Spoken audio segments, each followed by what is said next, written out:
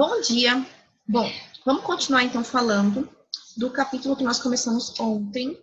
Vamos falar então de verminoses 1 ainda, só que hoje a gente vai abordar outras doenças. Vamos começar então falando das ascaridíase, também conhecida popularmente como lombriga, tá?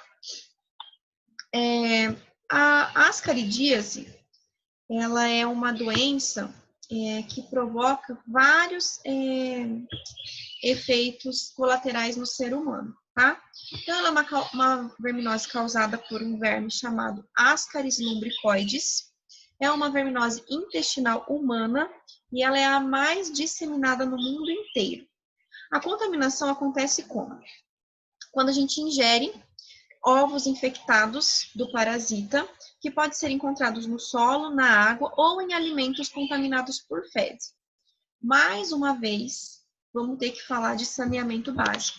Então, mais uma doença que a principal solução é o saneamento básico, né? Então, o homem é o único reservatório desse animal. Então, o que a gente tem aí? Um ciclo monoxênico, porque vai ter só um hospedeiro, tá? E sendo o homem o nosso hospedeiro definitivo. Se os ovos encontrarem, então, um meio favorável, ele pode contaminar durante vários anos, tá? Então, esses ovos, eles são bastante resistentes. Como é que acontece, então, o ciclo dessa doença? Vamos lá, então. O ser humano, ele vai ingerir água ou alimento contaminado, principalmente frutas e verduras. Por quê? São alimentos que precisam ser lavados e normalmente a gente come cru, tá? Então, quando eles são contaminados por ovos e esses alimentos são mal lavados ou a água não é fervida ou filtrada, é quando acontece a contaminação, tá? Esses ovinhos da lombriga, então, vão atingir o tubo digestório humano e lá no intestino delgado, cada ovo vai se romper e vai liberar uma larvinha. Cada larva dessa vai penetrar no revestimento intestinal e vai cair na corrente sanguínea.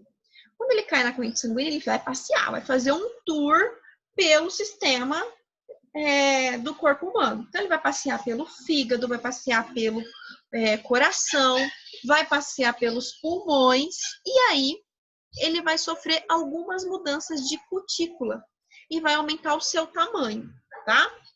Ele vai permanecer ali nos alvéolos pulmonares, pode causar sintomas bastante semelhantes a uma pneumonia. Quando eles saírem dos alvéolos, ele vai entrando nos pulmões. Aí ele vai passar pelos bronquíolos, vai passar pelos brônquios, vai chegar na nossa traqueia e na laringe. Quando ele chega na nossa laringe, provoca uma irritação, uma sensação de coceira, onde vai ter tosse.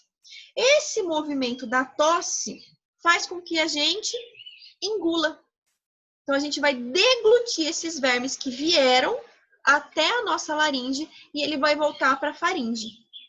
Em seguida, então, eles são deglutidos e vai atingir o intestino delgado de novo.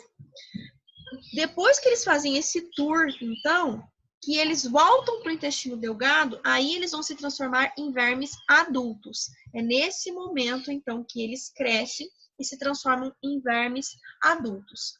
Após o acasalamento, aí, a fêmea vai iniciar a liberação dos ovos. Cerca de mais ou menos aí uns 15 mil ovos por dia. Todo esse ciclo começou quando? Com a ingestão dos ovos até a formação dos adultos, não foi? E esse ciclo, ele dura uma média aí de mais ou menos 2 meses, 60 dias.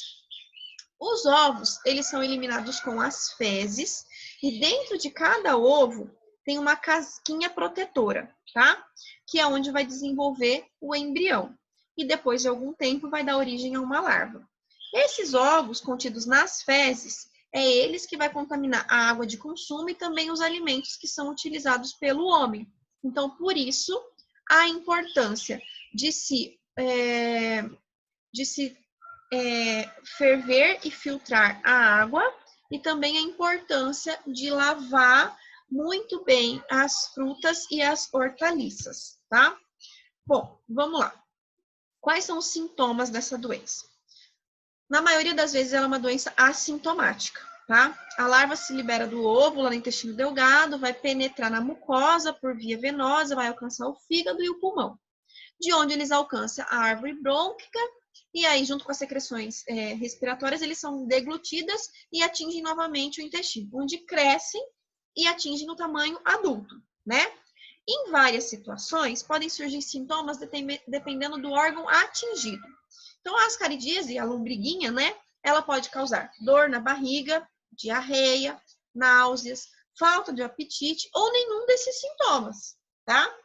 E quando há um grande número de vermes, pode haver obstrução intestinal. Então, o intestino ele pode ficar obstruído se tiver um grande aglomerado de vermes, porque diferente da solitária, aqui a gente vai ter um número grande de vermes parasitando o indivíduo, tá?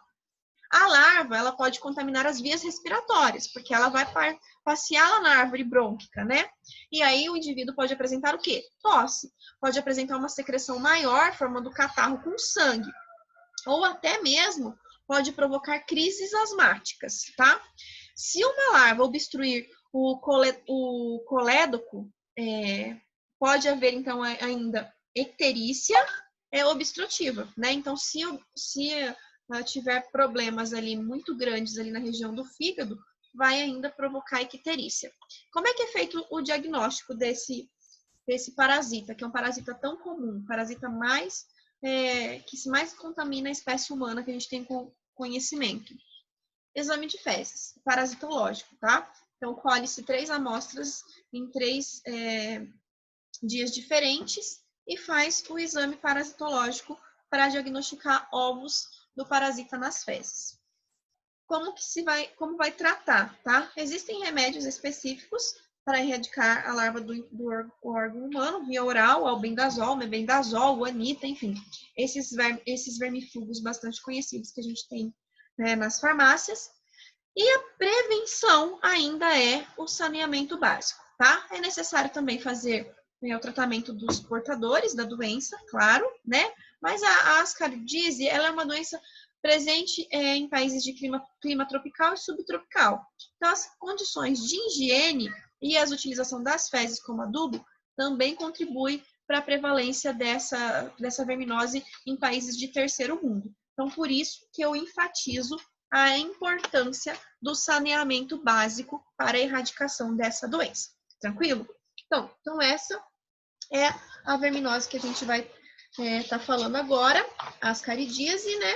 E a próxima que nós vamos estar estudando na próxima videoaula é a ancilostomíase. Então, a gente vai falar um pouquinho da ancilostomíase. Uma coisa que eu não disse. A fêmea é diferente do macho, tá? A fêmea, ela tem a caudinha retinha e o macho tem a caudinha curvadinha, que é o que facilita eles no processo da cópula, porque fazem fecundação cruzada. Tranquilo? Até a próxima, então, pessoal.